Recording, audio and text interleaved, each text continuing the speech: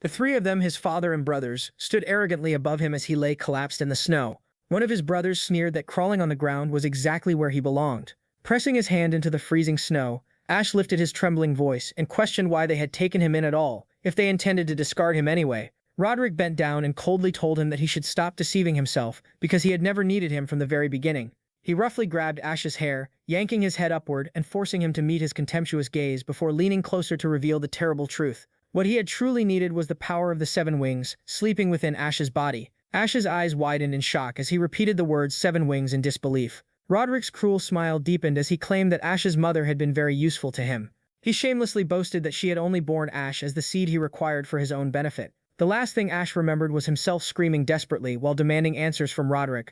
As cold blades pierced through his body, his consciousness slowly faded, leaving behind only a bone-chilling cold as his hands sank into the snow. In that final moment, he wondered in despair whether this was truly the end of his fate. If so, then what meaning had his entire life ever held? Suddenly, a pale and gentle warmth enveloped him, and for a fleeting second, he thought he had reached the afterlife until he realized it was snow. He felt someone holding him in their arms, a foreign warmth that was strangely tender. His eyes flew open wide. No, this was not a dream. It was reality. Confused, he wondered where he was as he lay beneath the falling snow. Horror struck him when he noticed how small his body was. Staring at his tiny hands, he questioned whether they truly belonged to him. They were not merely similar. They were the hands of a newborn child, and he was being cradled in someone's arms. He looked at the woman holding him, and noticed that she appeared to have just breathed her last, making him wonder if she was already dead. Suddenly, an unfamiliar voice echoed through his mind, commanding him to seek her. In a vision, he saw knights galloping through the snowstorm while declaring that she could not have gone far. One of them shouted that by order of Duke Rodrik, they had to recover the child she had taken at any cost. The vision vanished, leaving him stunned and unable to comprehend what had just happened. He remained frozen in place as the snow continued to fall around him. Then he suddenly remembered the name that had been spoken, Duke Rodrik. Horror dawned on him as he realized that the people searching for the newborn were actually searching for him. The memory of being found during a raging snowstorm resurfaced in his mind, and a wild suspicion began to take root. Had he returned to the past? He tried to push the thought aside when strange flashes of light flickered before his eyes, interrupting his reflection.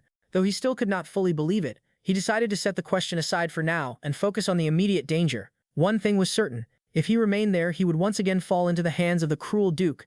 With the will of a seasoned warrior, he forced his fragile newborn body to crawl out of the cold arms of the woman who had already lost her warmth. Suddenly, a surge of golden energy burst from within him, driving his desperate resolve to flee as far away as possible. The heat from his tiny hands melted the thick snow wherever he touched it, yet the body of a newborn soon reached its limit. He collapsed into the snow, feeling his breathing grow heavier and more strained. Amid the biting cold, his limbs burned as though consumed by fire. A long trail of melted water marked his path across the white ground, but he could barely drag himself any farther. Even so, his eyes shone with unyielding determination. No matter what, he swore that he would survive. The image of his ruthless father turning his back on him resurfaced, planting a vow of vengeance deep within his heart. Clenching his teeth and pouring every ounce of hatred into his glowing hands, he swore that Rodrik would pay for everything. With the last of his strength, the tiny newborn crawled with astonishing persistence, carving a long mark across the snow until, completely exhausted, he collapsed at the feet of a figure who had just appeared. A little girl pointed excitedly at the motionless child and called out to her father in delight. The man known as Viscount Highfried could not hide his shock at the sight before him. Gently, he picked up the baby, wondering how such a child could possibly have ended up in a place like this. Feeling the safety and warmth of the man's embrace, the child drifted into sleep. Viscount Highfried stared in astonishment at the strange newborn in his arms. His eyes traced the long trail left behind in the snow, and he could scarcely believe that a baby could have traveled such a distance alone. Looking down at the sleeping child, he could not help but wonder about the boy's true identity. When Ash awoke again, he found himself in a warm room far removed from the raging storm outside. Still drowsy, he questioned where he was. Suddenly, an illusion appeared before him, showing a boy with hair as red as fire reaching out his hand as though trying to take him away. Just as abruptly, a gentle pinch on his cheek pulled him out of the vision. 4 charming little girls surrounded him, and one of them excitedly announced to the eldest sister that the baby had awakened. While the eldest sister scolded the others not to ruin the baby's pretty nose, the veteran warrior, now trapped inside the helpless body of an infant, could do nothing as he found himself surrounded and handled by the lively girls. Unable to understand what was happening, he struggled helplessly in their midst. Fortunately, the eldest sister, a girl with platinum hair, rescued him from the others' clutches. Even so, he curled up in her lap with suspicion in his eyes. Suddenly, with the will of an adult trapped inside him, he attempted to stand and free himself from the girl's arms. But his fragile newborn body betrayed him at once, causing him to fall face first onto the floor and shock everyone in the room. One of the girls cried out in alarm, unable to comprehend what on earth was happening. Startled and frustrated, Ash began crawling frantically while wondering why the girls were chasing after him and shouting for him to stop. The comical pursuit ended only when his tiny body could no longer endure the effort and he was finally caught.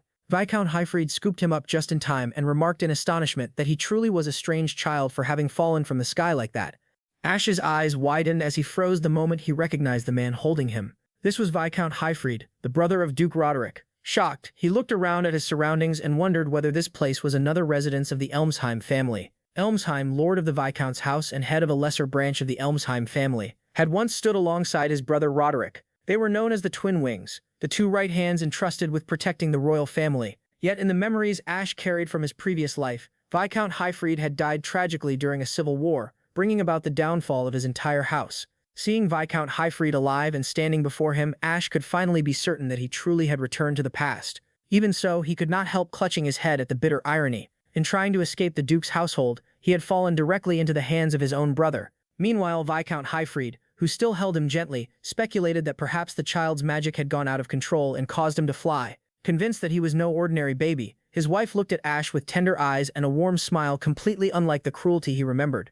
She hugged him softly, comforting him and assuring him that he must have been very frightened, but that everything would be all right now. For the first time in both of his lives, Ash felt the warmth of a mother's embrace, leaving him stunned and speechless. From a short distance away, Viscount Highfried smiled in quiet satisfaction as he watched the scene. He stepped closer and declared that the child harbored extraordinary power and that the mark on his body was the clearest proof.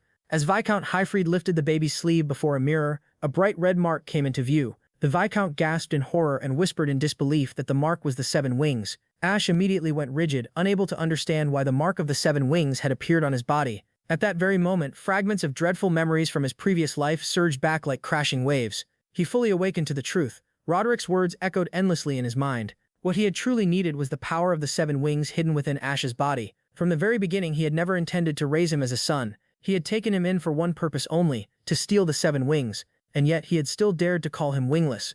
After having his own wings torn away in his previous life, anger erupted in Ash's heart like a blazing fire. Back in the present, noticing the sudden change in his expression, Viscount Highfried spoke with concern before turning to his wife and asking what they intended to do with the child. Hearing this, Ash inwardly realized that the situation was becoming extremely dangerous. He could not allow this power to fall into the hands of the Elmsheim family once again. He needed it for himself. He needed it to take revenge on that man. Then, without hesitation, Viscount Highfried made a decision. He declared that he would adopt the child, causing Ash to lift his gaze in shock. Stunned by such an unexpected and unbelievable statement, Ash watched as Viscount Highfried slowly extended his hand without the slightest trace of malice in his eyes. He gently patted the boy's head and explained that the child was still a little bird who could not yet fly on his own, and that he would raise him until the day he could spread his wings and soar freely. Something complex flickered within Ash's glassy eyes before quietly fading away. This kind of kindness was something he had never experienced before.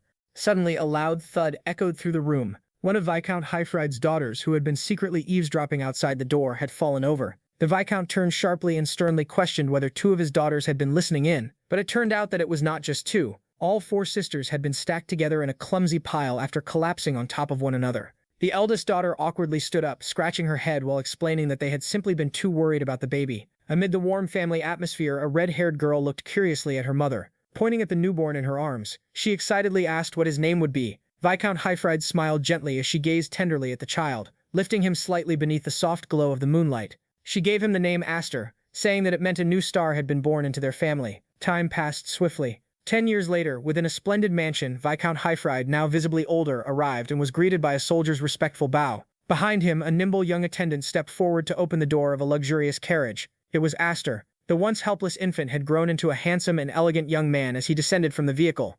Turning politely, he extended his hand to help a red-haired girl step down, while gently reminding Miss Alphine to be careful. The young lady smiled brightly and thanked Aster, and for a brief moment, the mischievous expression she had worn during childhood resurfaced in his memory. Aster watched his sister Alphine's back with quiet affection, his gaze carrying maturity and confidence. Together they walked toward the venue of an important event. They were heading to the Sword Dance Festival, an annual gathering hosted by the Duke House of Elmsheim for noble knight families. On the surface, it was an occasion meant to strengthen ties among the nobility, but in truth, it was also a ruthless arena of rivalry between houses. Each family presented the strength of their young swordsmen, who carried the honor of their entire lineage upon their shoulders. The moment Aster and Alphine entered the grand hall, every gaze turned toward them. Whispers rippled through the crowd as mocking comments slowly began to rise. Voices laced with subtle disdain spread throughout the hall, as the nobles spoke of how the Viscount's house had come only to humiliate itself. They mocked the family for adopting a brat of unknown origin instead of producing a proper heir. Among the crowd, hostile and malicious glances questioned how far the Viscount's family intended to tarnish the reputation of the Elmsheim name. Aster stood still with his gaze fixed upon the imposing castle before him, lost in thought. Noticing his silence, Alfine anxiously squeezed his hand and told him not to pay attention to the cruel whispers surrounding them. Clenching her teeth, she firmly explained that in a place like this, anyone who showed weakness would be crushed first. Aster remained quiet as he calmly surveyed the hostility surrounding them without the slightest change in expression. Behind him, Viscount Hyfryd spoke in a low and steady voice, explaining that this was the current standing of their house. Standing before the majestic ducal castle, he explained that he wanted Aster to witness this harsh reality with his own eyes.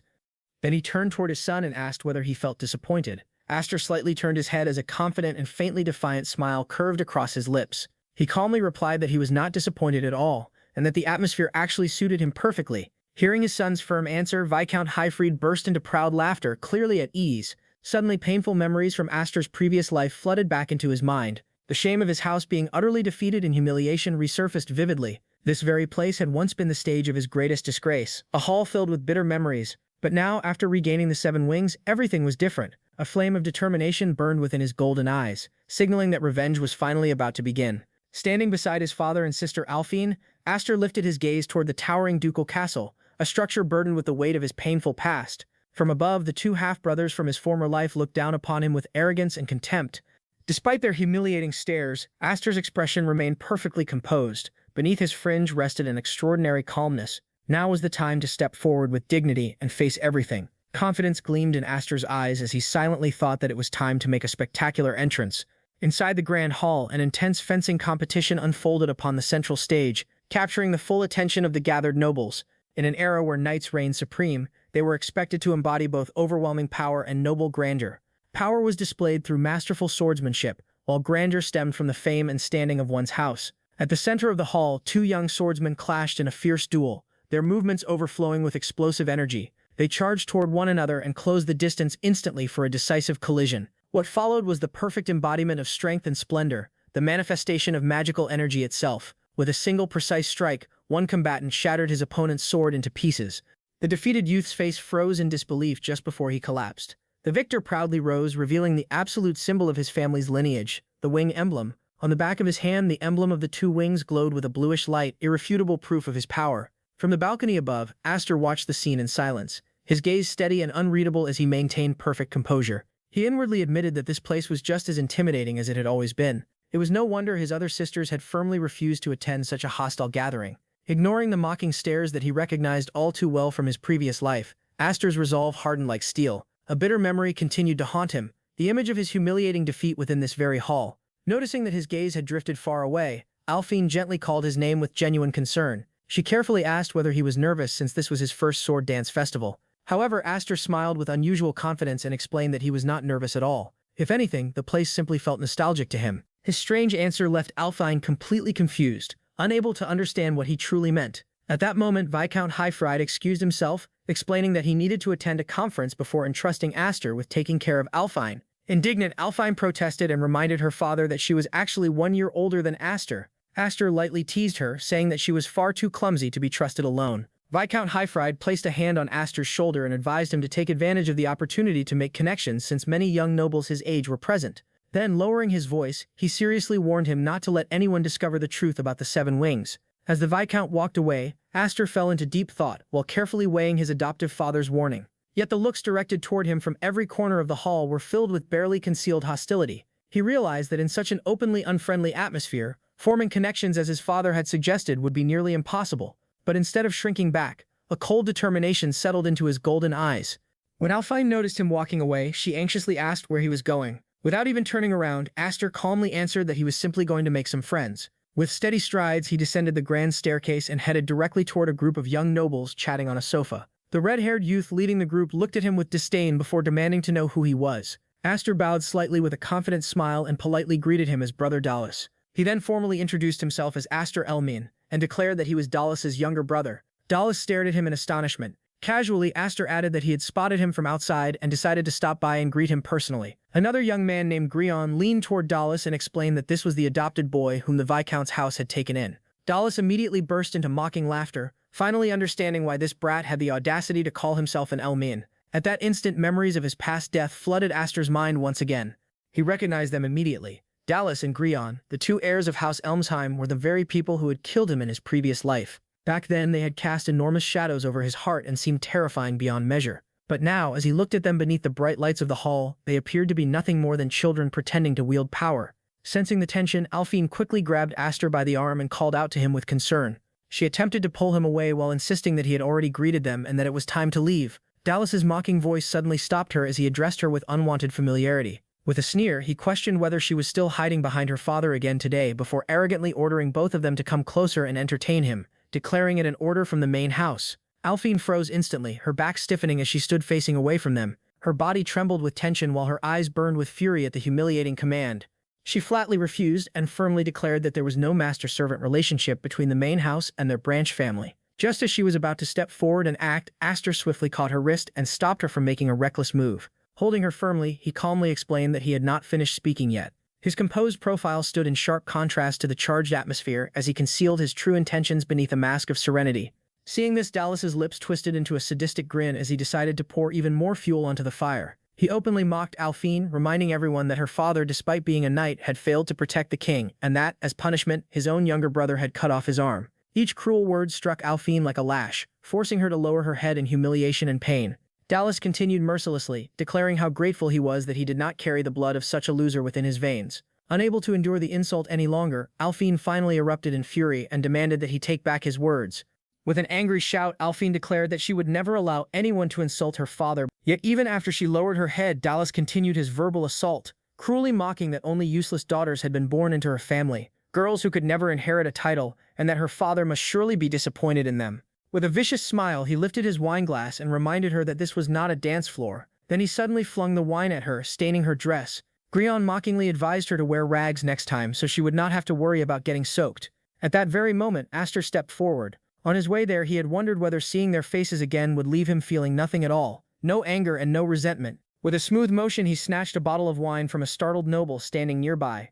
But the moment he saw his sister standing there humiliated, her eyes brimming with tears while her bruised cheek bled faintly, he felt an unexpected sense of relief. At the very least, he realized that he could still feel anger. Calmly, he called out Dallas's name before tossing the wine bottle into the air with a provocative flick of his wrist. Just as the bottle was about to smash into Dallas's head, it suddenly halted in midair. Aster looked at him with open contempt and declared that they were still the same pieces of trash as ever. With a subtle movement of his hand, the suspended bottle transformed into a weapon ready to strike. In the next instant, it shattered violently, drenching the utterly stunned Dallas from head to toe in red wine. Aster then stood upright with chilling composure while the nobles around him stared in shock. Grion screamed Dallas's name in panic while Aster casually wiped a drop of liquid from his lips and remarked that it was only grape juice. With a twisted and contemptuous smile, he added that it was the perfect drink for noble babies like them. Naturally, they refused to believe him. Suddenly, a memory from 3 years earlier crashed into Aster's mind. He remembered an explosion of golden energy and his father's desperate voice shouting for him to control it. Amid the chaos, one of his sisters held another unconscious girl in her arms while crying through tears and begging him to stop before he killed them all. His eldest sister had desperately pleaded for him to regain control as spirals of dark and golden power coiled violently around him. He remembered the terrifying power of the Seven Wings, a force so dangerous that even he barely understood it. The image of his father surfaced in his thoughts, his face filled with worry as he questioned whether Aster would ever truly master such overwhelming power. Aster also remembered his own suffering, the energy tearing through his body while his father wondered whether either of them could endure it. Meanwhile, an attendant burst into the conference hall and shouted that something terrible had happened.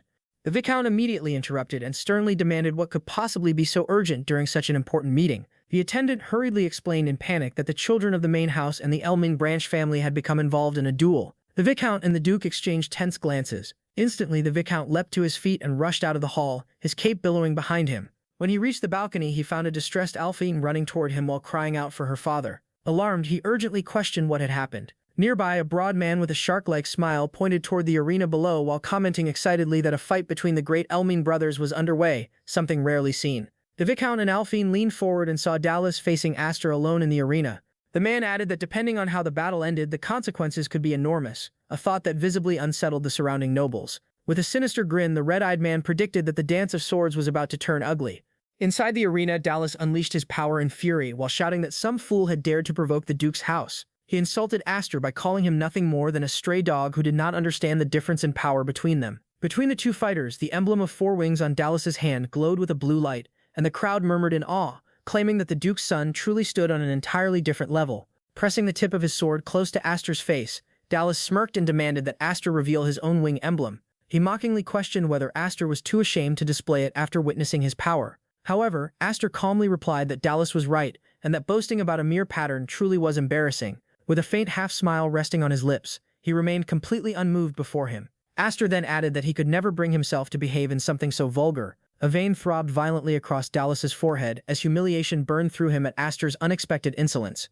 Aster then calmly stated his condition. He declared that if he won, Dallas would apologize to Alphine. Dallas immediately accepted and countered with his own cruel condition, declaring that if he won, Aster would become his personal dog and work for him until he collapsed. Without another word, Dallas lunged forward with frightening speed. Their swords collided in a shower of golden sparks, the sharp clash echoing throughout the arena and signaling the beginning of a duel that was far more than a simple display. Aster shifted into a firm combat stance, his sword steady in his grip as dust and swirling wind gathered around him. His golden eyes sharpened with focus while his hand tightened around the hilt in preparation for the coming assault. Dallas, wearing a smile of superiority, unleashed his own magical energy and arrogantly declared that this was the true power of someone who actually possessed a wing emblem. With a furious shout, he launched a barrage of swift and crushing slashes that tore through the air, each strike carving powerful gusts of cutting wind in its wake. From the balcony, Alphine screamed Aster's name, her face turning pale from terror at the sheer ferocity of the attack. The broad man beside her merely smirked and remarked that young Master Dallas's swordsmanship was still immature.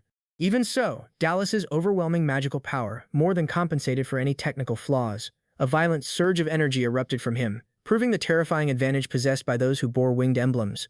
In his arrogance, Dallas believed that if one wing contained the magic of a candle flame, then his four wings represented a true explosion. Flames burst outward in a relentless storm of blazing strikes. He mocked Aster continuously while forcing him backward, questioning where all the boldness from earlier had disappeared. Yet Aster remained completely unshaken by the onslaught. With calm and precise movements, he blocked every single strike with frightening composure. Dallas sneered and taunted him further, asking whether he no longer intended to force an apology or whether all his earlier confidence had simply been empty words. With a furious roar, Dallas demanded that Aster reveal his true power before pouring every ounce of energy into one final strike. From the stands, a mustached noble smugly declared that the match had already been decided, but Aster answered by finally releasing his own aura.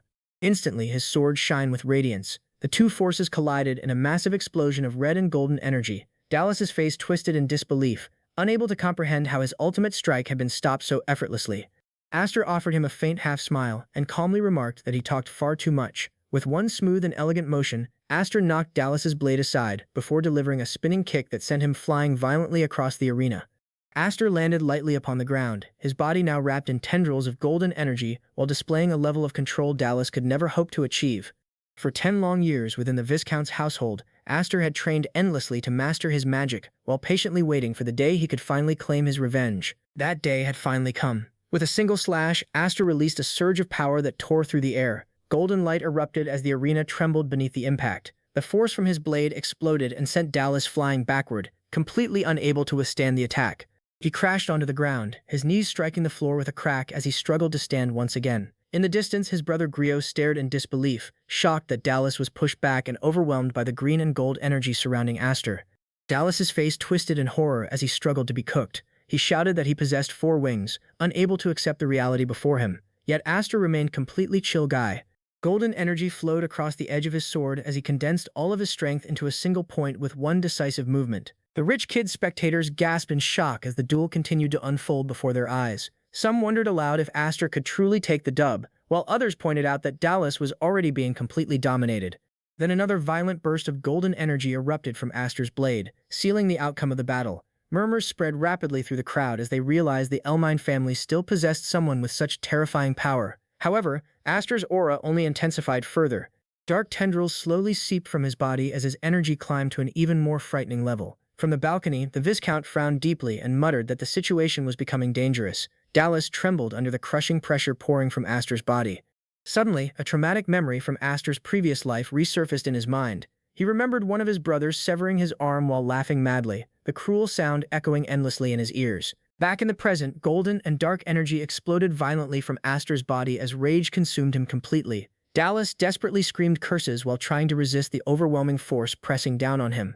From above, Alphine cried out in panic and begged her Nichan to stop, but it was already too late. The power of the seven wings fully erupted, unleashing a massive explosion that carved a gigantic crater into the center of the arena. When the dust finally settled, the broad man stood with his arms crossed and a grave expression on his face. Aster's sword had stopped only inches away from Dallas's terrified face, embedded deeply into the ground.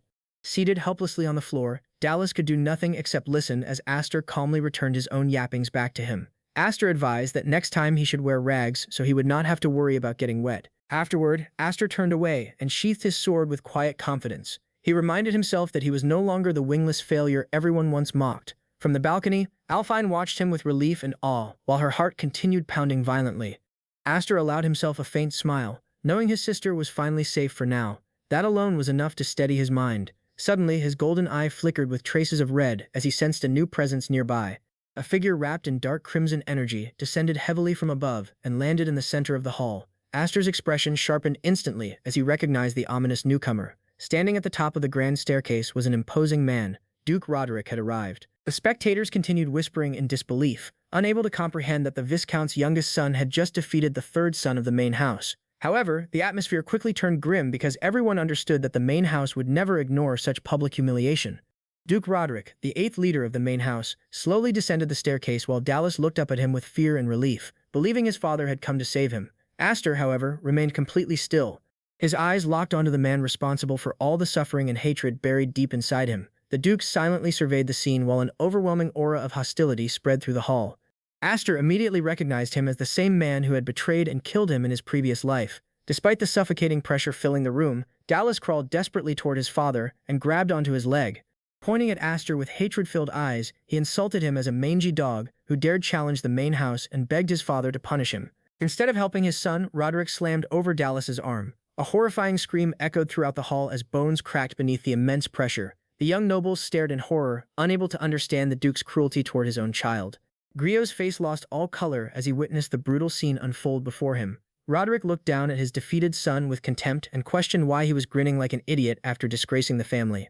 From the balcony, Highfridge desperately pleaded for Rodrik to stop, but the Duke ignored him completely. He declared that anyone incapable of avenging themselves had no right to wield a sword. As he slowly raised his hand again, the grand hall fell into complete silence. Dallas trembled helplessly on the floor while humiliation and terror consumed him entirely. Yet Duke Rodrik's fiercest fury was not directed at Dallas, but toward Aster standing before him. Pointing his sword directly at Aster, the Duke demanded to know what he thought he was doing. Aster did not flinch in the slightest. Calmly, he answered that Dallas had not yet apologized to his sister. Then, with astonishing boldness, he asked whether the punishment could wait until after the apology had been given. Wrapped in a menacing purple aura, Rodrik laughed mockingly and questioned whether being a stray orphan taken in by the family had made Aster believe he truly belonged among the Elmines. Aster stood firm and declared that he was still the Viscount's son. He explained that his father had taught him the pride of a knight and the responsibility that came with carrying a family name, even without sharing its blood. The Duke fell silent for a brief moment as flames erupted around him. He accused Aster of tarnishing the reputation of the main house, the very pride that stood above 12,000 knights. From the balcony, the broad man remarked that the main house should understand that better than anyone else. Beside him, a young man with light blue hair commented with a faint smile that the matter could no longer be dismissed as a simple quarrel between children. Another noble gravely reminded everyone that the Duke's own father once demanded an arm as punishment for disloyalty. At that moment, the sharp edge of Duke Rodrik's sword pressed coldly against Aster's throat. The Duke demanded to know what Aster intended to offer in exchange. Aster answered evenly that the battle had not been a sibling dispute but a legitimate duel. He explained that he had merely answered insults directed toward his house with his blade. The Duke's eyes burned with fury as Aster repeated his own words back to him, declaring that anyone incapable of avenging themselves had no right to wield a sword. Aster firmly stated that he had no intention of surrendering even a single finger. Above them, Alphine trembled anxiously while the broad man gently patted her head in an attempt to calm her down. The blue-haired youth chuckled in disbelief, remarking that Aster was only 10 years old and that the entire situation had to be some kind of joke. Rodrik remained silent while the crimson glow in his eye dangerously. Eventually, he slowly drew his sword and declared that he understood everything clearly enough. With a commanding voice, he ordered Aster to draw his blade. Aster hesitated briefly, clearly not expecting the Duke himself to interfere. Before he could properly react, the ground beneath him exploded apart and an invisible force hurled him into the air. The Duke's sword crashed into the spot where Aster had been standing only a moment earlier, releasing a shockwave throughout the hall. Alfine nearly screamed as terror filled her eyes at the overwhelming display of power. Hyfred shouted his brother's name furiously before leaping down from the balcony to stand between Aster and the Duke. Blue light erupted from his twin swords as the weapons of the two brothers collided in a violent shower of sparks. At last, the leaders of the two houses had begun their duel. The impact of their clash thundered throughout the great hall, revealing the enormous difference in power between ordinary warriors and the heads of noble families. The Viscount quickly rushed beside Aster and urgently asked if he was injured. The Viscount's expression filled with both concern and surprise after seeing the destructive force of the attack. Aster slowly pushed himself back to his feet despite the bruises covering his body and the blood running down from his forehead. Even so, his spirit remained completely unshaken as fury and determination burned fiercely within his eyes. Meanwhile, Duke Rodrik observed everything with a faint smile, seemingly satisfied with how Vince had matured. Without saying another word, he turned away from the confrontation and calmly walked back toward the stairs. With a swift leap, he landed beside his defeated son on the balcony, abandoning the battle entirely. The hall itself had already been left scarred by destruction, while lingering shockwaves continued shaking the surroundings. The Viscount silently watched the Duke leave before placing a protective hand on Aster's shoulder and firmly standing beside him. The Viscount remained visibly shaken while supporting the injured Aster in his arms and repeatedly calling his name in concern. Despite the injuries covering his body, Aster managed to smile and assured his father that he had successfully protected both his promise and the honor of their family.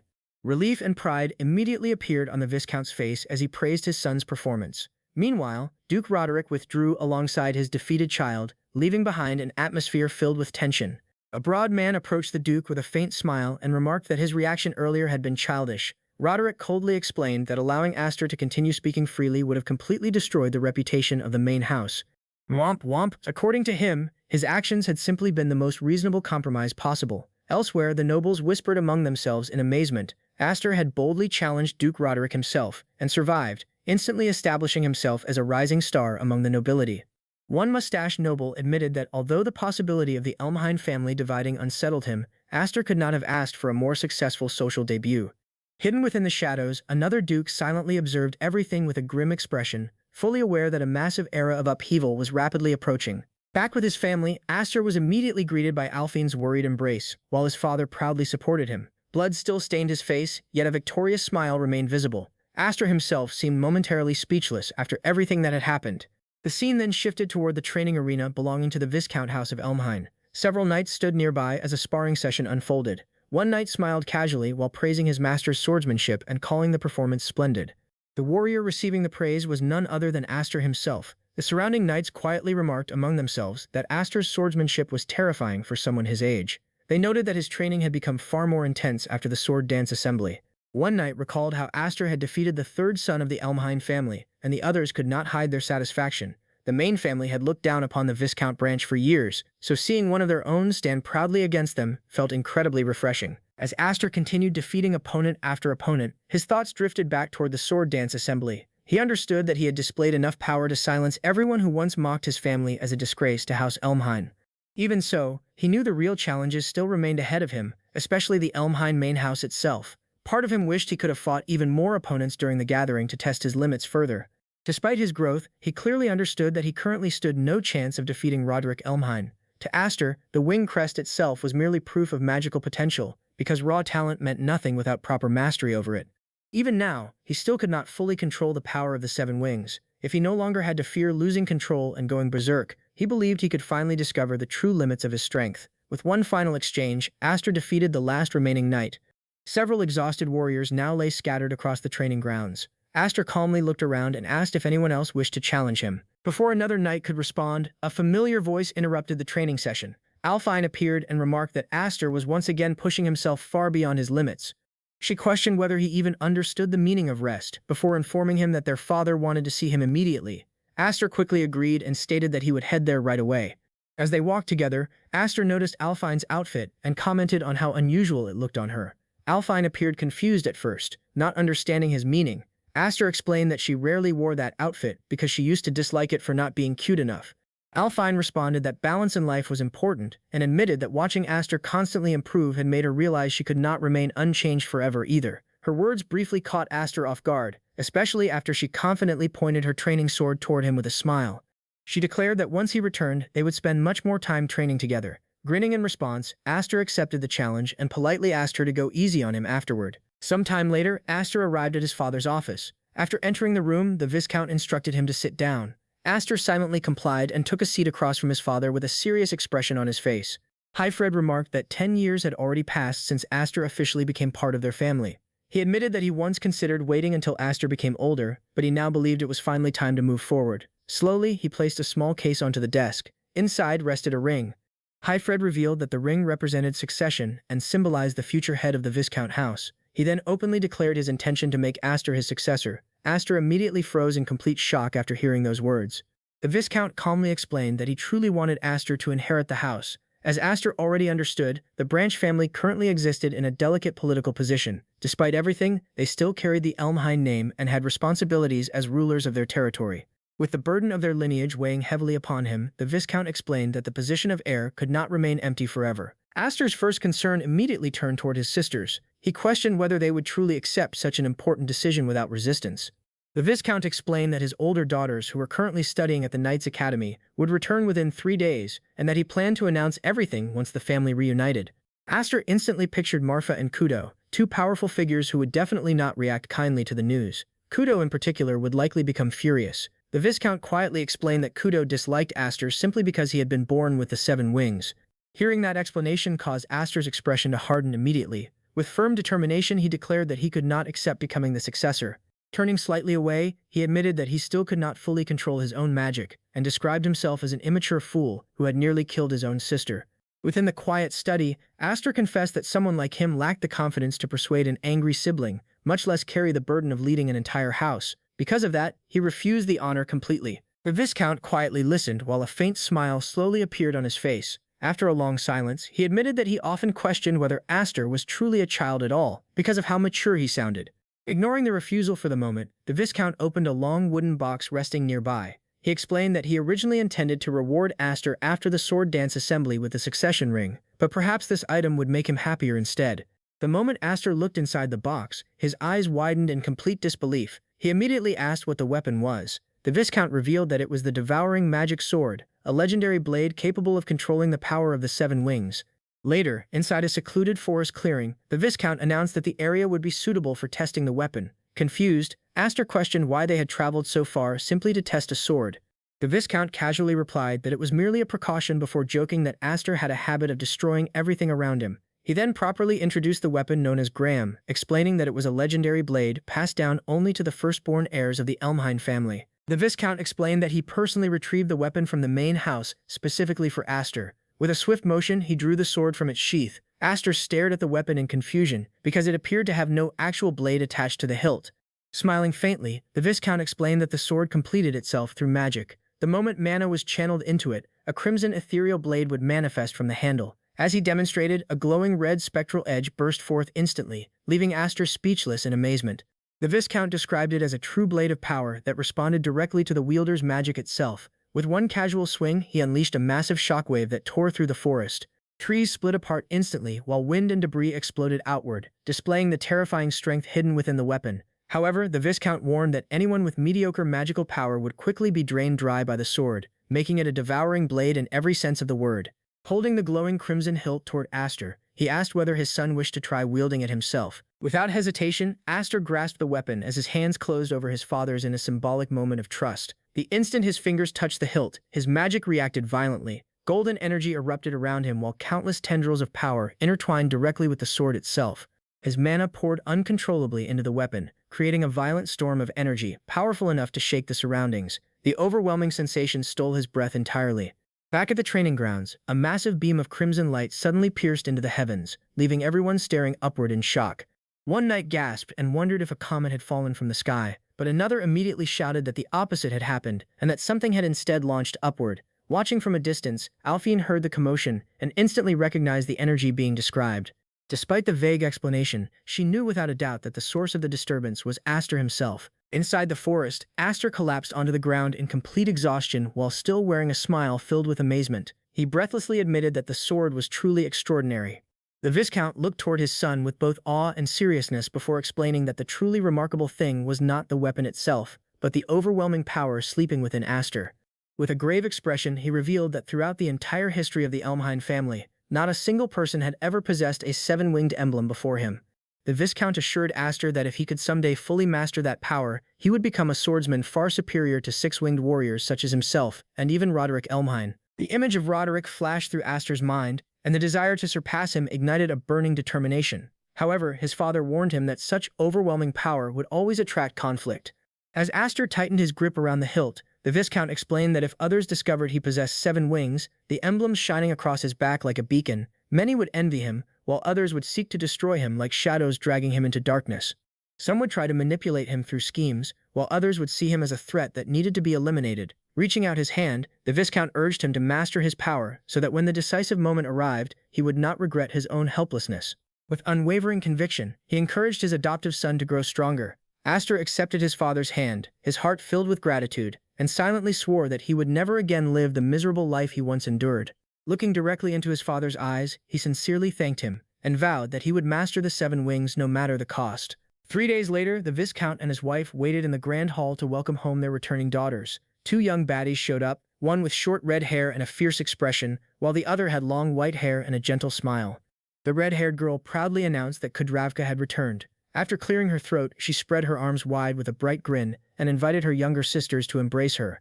Instead, the 2 girls rushed straight toward the white-haired sister Malfa, happily welcoming her home and leaving Kudo standing alone in the center of the hall. Blinking in confusion, Kudo wondered why nobody was hugging her.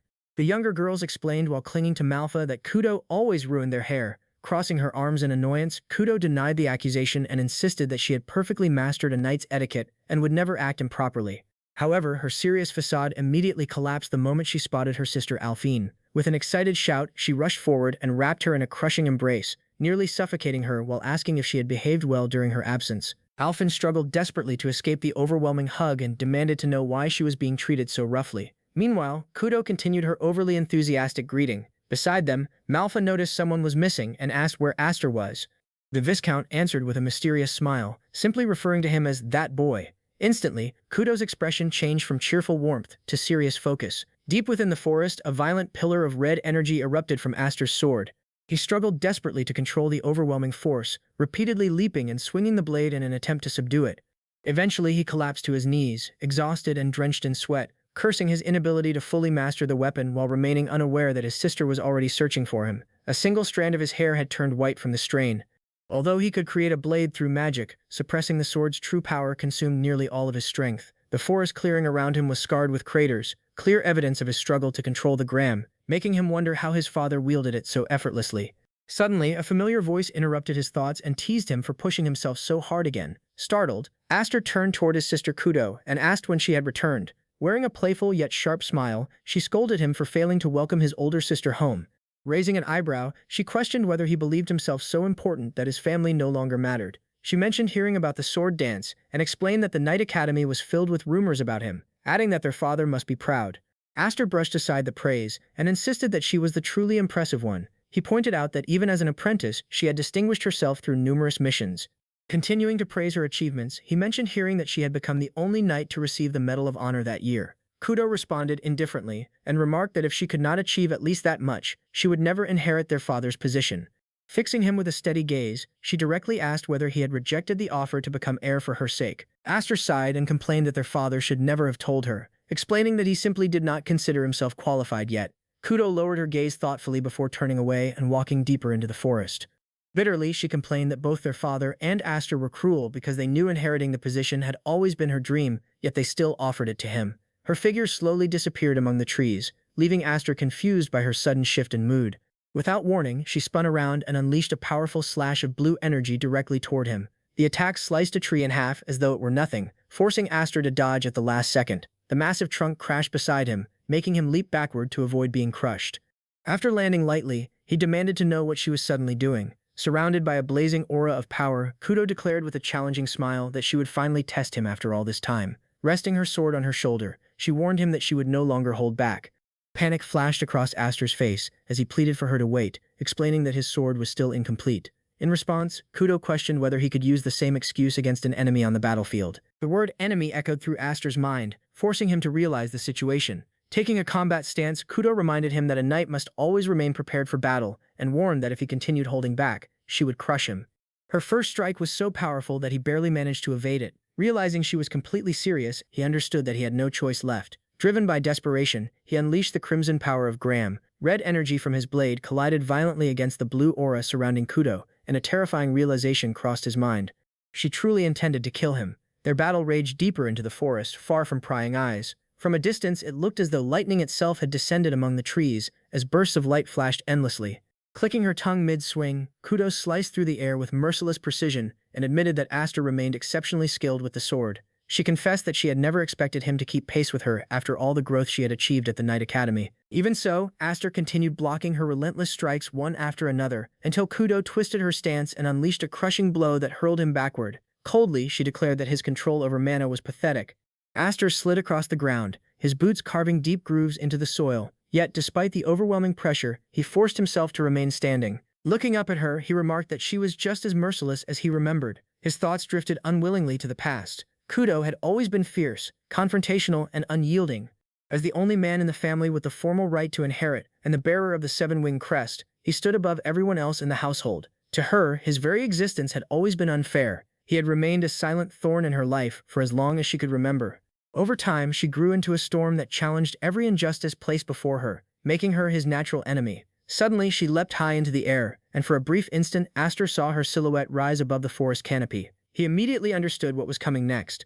Her sword descended like judgment itself, crashing into the earth with terrifying force. The impact split the forest floor apart as a violent shockwave erupted outward. Standing above him, she declared that he was unworthy of becoming the next head of the family. Elsewhere, inside their father's chamber, Alpine stood beside the window, her voice filled with concern as she questioned whether it was truly wise to allow the two of them to fight alone. She feared that a reckless clash between siblings could easily end in death.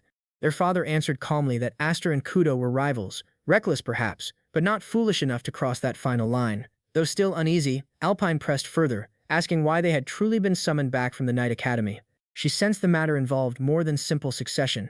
Their father quietly opened a drawer and withdrew a sealed envelope, bearing the insignia of the Elmheim main family. The sight stole her breath away. He explained that it was a summons from the elders who governed the family's core.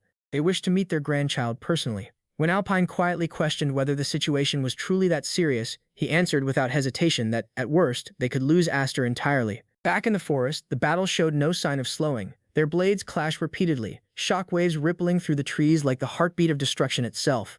Amid the exchange, Aster told Kudo to stop speaking nonsense and reminded her that he had already rejected the position of successor. He insisted that she understood that better than anyone else. Irritation twisted across her face as she raised her sword high into the air, declaring that his refusal was exactly what she found unacceptable. Her blade crashed downward with overwhelming force. Aster barely blocked the strike in time, and the sheer weight behind it stunned him.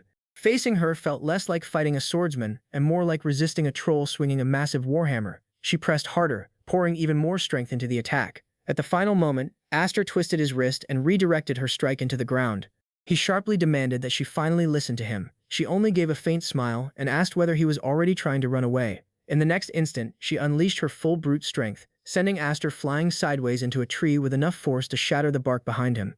He coughed blood, disbelief flashing across his eyes. Kudo looked down at him and declared that if all he could do was swing a sword, then he was merely third-rate. She explained that even warriors who relied only on mana could only reach second-rate, while true first-rate fighters mastered both swordsmanship and mana together. She admitted that she was deeply disappointed in him. The difference in wing crests, she explained, directly reflected mana capacity. Even a single additional wing represented nearly triple the power. Though she possessed only 5 wings and technically stood below his 7 in raw potential, he still avoided direct clashes of strength and instead hid behind refined technique. With a faint smile, she questioned whether he truly lacked faith in himself or whether he feared losing control again like he had 3 years ago. Her words cut deeper than steel. Aster froze as the memory resurfaced in his mind. For the first time, he began questioning whether he had unconsciously sealed away his own power out of fear from that incident. His gaze lowered toward his sword as he quietly wondered whether that suppression was the reason Kudo had always felt unstable in his grasp. Kudo's expression hardened even further. She declared that he possessed everything she had ever wanted, and if he intended to waste those blessings through ignorance and arrogance, then he should hand them over to someone who truly understood their worth. She lunged forward, her killing intent no longer restrained. This time, Aster refused to retreat. He met her full-powered strike head-on, their blades colliding with a thunderous roar that echoed throughout the forest. To Kudo's shock, she was forced backward, her footing faltering as disbelief filled her eyes. She could barely comprehend that he had deflected her attack so cleanly. Aster offered a faint smile and thanked her, explaining that because of her, he had finally awakened. Then he surged forward at full speed. Kudo narrowed her eyes in confusion, unable to understand why he would charge recklessly before stabilizing his blade. She questioned whether he had already run out of mana, though even that seemed impossible. As Aster advanced, mana flooded violently into his sword. The 7 wings on his back unleashed a vast, nearly inexhaustible reserve of power. He understood that he still lacked precise control over it, so instead of forcing restraint, he abandoned it entirely.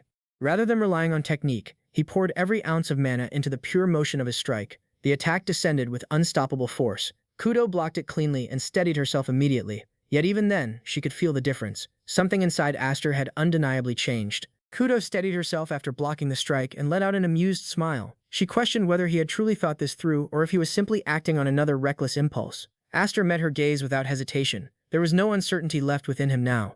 He declared that he no longer intended to waste his second life. This time, he would claim everything that had once slipped through his fingers: the power of the 7 wings, the sword Graham, and even his rightful place within the family.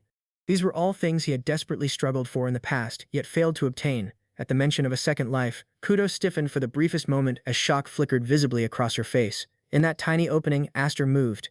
Mana surged violently into his blade as he crossed the distance in an instant. He leapt high into the air, gathering every ounce of power he possessed, his sword poised to descend. Then, suddenly, he vanished. Kudo's eyes widened as she lost sight of him mid-air. However, Aster had not disappeared at all. Instead, he had dropped low to the ground while compressing his mana into an even denser current. The pressure surrounding him intensified as he poured everything into the blade. He openly declared that he would no longer hold back. Kudo immediately sensed the shift as the air itself became unbearably heavy. She understood instantly that the battle was about to end. Aster brought his sword down with overwhelming force, the air screaming apart beneath the descending arc of mana. Sometime later, Kudo slowly opened her eyes, only to find herself staring at the familiar ceiling of her own room instead of the forest. For a brief moment, she could not understand how she had ended up there. Sunlight filtered through the curtains while her older sister, Manhwa, stood quietly beside the window. Manhwa turned toward her and calmly remarked that Kudo had taken quite a while to wake up. Kudo immediately pushed herself upright and sharply demanded to know what had happened to the duel and who had won. Manhwa smiled gently and explained that Aster had personally carried her back. He had told everyone that Kudo simply fell asleep in the middle of the fight because the exhaustion from returning from the Night Academy had finally overwhelmed her. Kudo lowered her gaze toward her sword in silence. She knew that explanation was false. She remembered the final moment clearly. Aster's blade had stopped only inches away from her body. She had felt the crushing pressure of his mana, powerful enough to split her apart. Yet just before the strike connected, he dispersed the mana surrounding the blade. Only the remaining shockwave brushed against her, knocking her unconscious. In that instant, she realized something simple and undeniable. No matter what he claimed, Aster would never kill his own sister, and yet, for a brief heartbeat, she had truly believed he might. A faint smile touched her lips. Despite being younger than her, he had grown into someone overwhelmingly formidable. What an unbearable little brother he had become. She rose abruptly while gripping her sword and asked Manhwa where Aster had gone. She declared that she would never accept a duel ending in such a way, and insisted that the next battle would begin with both of them fighting seriously from the start. Manhwa's expression shifted slightly as she explained that Aster had already left the castle. Kudo froze where she stood. Manhwa continued by explaining that the main house had summoned him, and earlier that day, he had departed alongside their father. Seeing the confusion on Kudo's face, she questioned whether Kudo truly had not known about the summons. Anger immediately rose within Kudo as she demanded to know why nobody had informed her about it. Meanwhile, a horse-drawn carriage rolled steadily along the forest road beyond the castle grounds. Inside, Aster sat silently across from his father. His father explained that the person Aster was about to meet was one of the old lords who secretly supported the Elmheim family. Although those figures had long stepped down from public leadership, the former heads of both the main and branch families, along with the powerful elders beneath them, still possessed overwhelming authority. They no longer stood beneath the spotlight, but instead ruled quietly from the shadows. He added that those elders had never once shown any interest in Aster after his adoption, so for them to summon him now was far from trivial. Aster listened calmly and replied that it was most likely related to the sword dance assembly.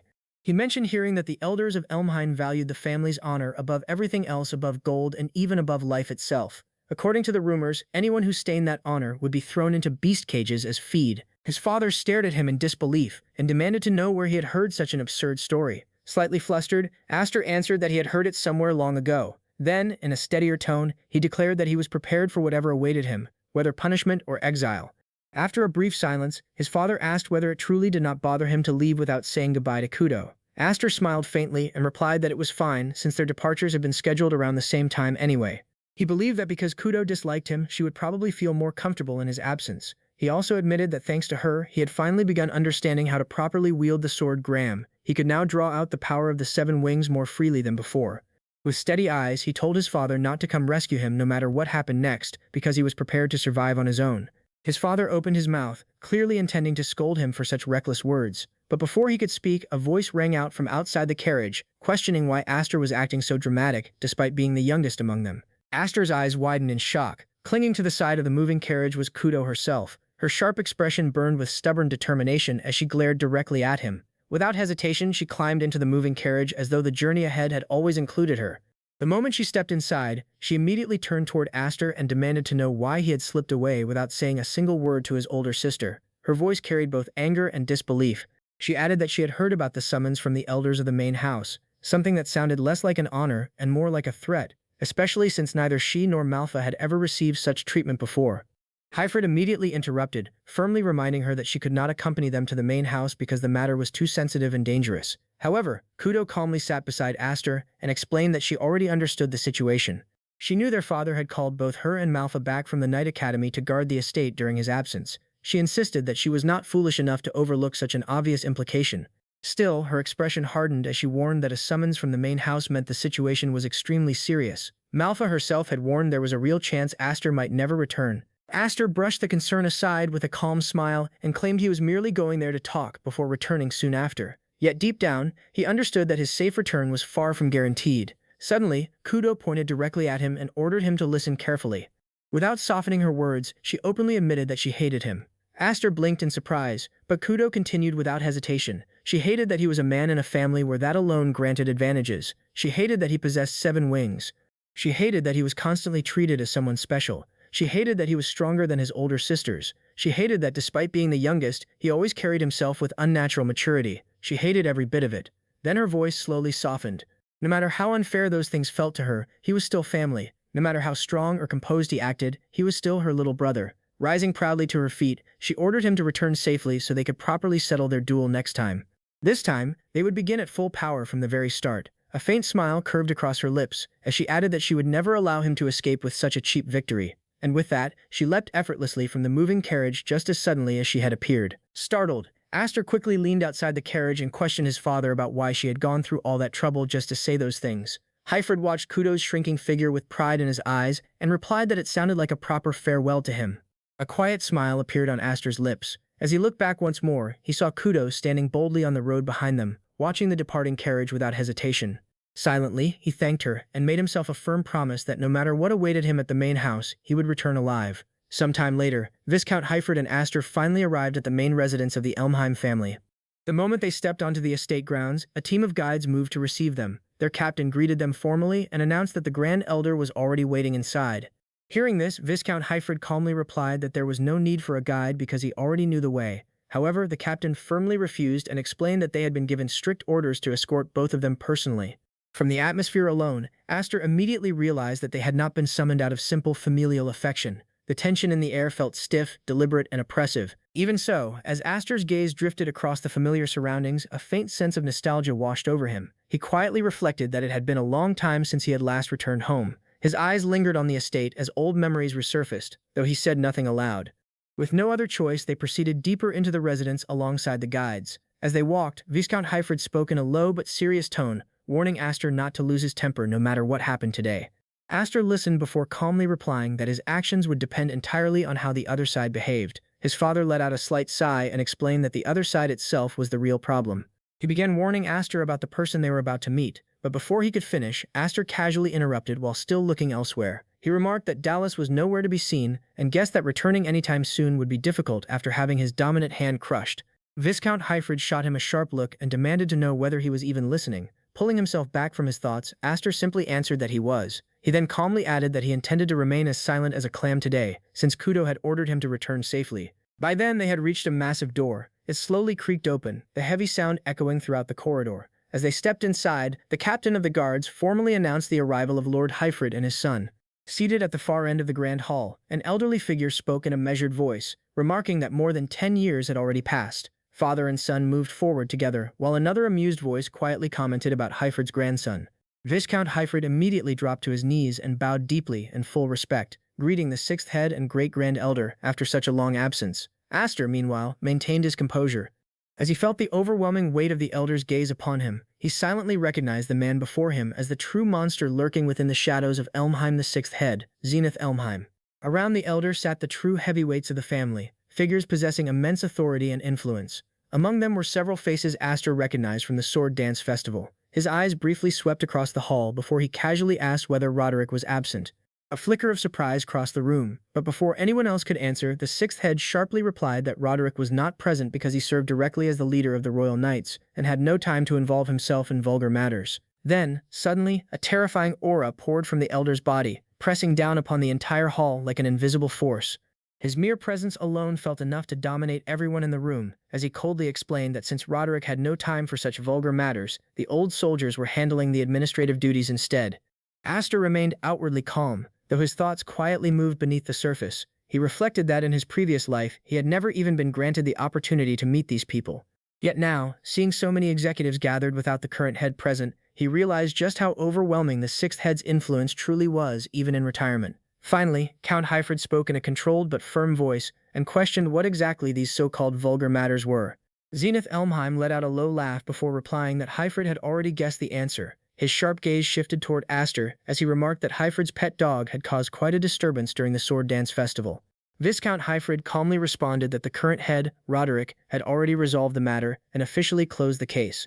However, the elder immediately dismissed that argument and coldly declared that the public resolution had merely been a performance. It does not change the fact that the Elmheim family's reputation had already been tarnished. The elder declared that adopting a child of unknown origin had been a mistake from the very beginning. He added that they would have ignored the matter if the boy had remained harmless. However, everything changed the moment he dared to bare his fangs at the main house. According to him, there was now no choice left but banishment. At that instant, an overwhelming killing intent flooded the hall, far more intense than before. The pressure became suffocating as it bore down on everyone mercilessly. The sixth head continued while keeping his gaze fixed forward, warning that even the Lord would not escape proper punishment. The threat was unmistakable. After hearing everything, Aster spoke firmly, insisting that he alone was responsible and that his father had nothing to do with the situation. At that moment, Viscount Hyfrid remained silent. He neither stopped his son nor defended him aloud. Seeing his father's silence, Aster gradually calmed himself and fell quiet as well. Zenith Elmheim observed the exchange with unreadable eyes before criticizing Aster for interrupting while adults were speaking. With that, the sixth head slowly rose from his seat, and the simple movement alone made the atmosphere inside the hall feel even heavier. He then declared that they commanded 12,000 knights under the name of Elmheim. However, he explained that the knights were far from united, as countless individuals constantly competed for the highest position. His gaze swept across the gathered elders and executives, making the meaning behind his words impossible to miss. Power within Elmheim was unstable and endlessly contested. In a hall filled with ambitious figures, even the smallest stain on their reputation could become a weapon. Zenith Elmheim stepped forward once again and calmly explained that all they wanted was peace of mind and proof that Aster would not become someone who could harm Elmheim. With a simple gesture, a sword was brought before Viscount Hyfrid. The blade radiated a violent aura, its energy spilling across the hall like an uncontrollable storm. The sixth head coldly reminded Viscount Hyfrid of the time he failed to protect his leech and dragged Elmheim's name through disgrace. He recalled that Rodrik had personally severed that arm within the same hall. As another crushing wave of killing intent spread through the room, the pressure became nearly unbearable. The elder then mercilessly ordered Viscount Hyfrid to cut off Aster's head if he wished for the matter to end there. The words struck the hall like a blade. Without hesitation, Viscount Hyfrid firmly refused, declaring that he would rather take his own life than kill his own child. His voice carried no fear, only unwavering resolve. Hearing those words, Aster could only whisper his father's name before falling silent, unable to continue speaking.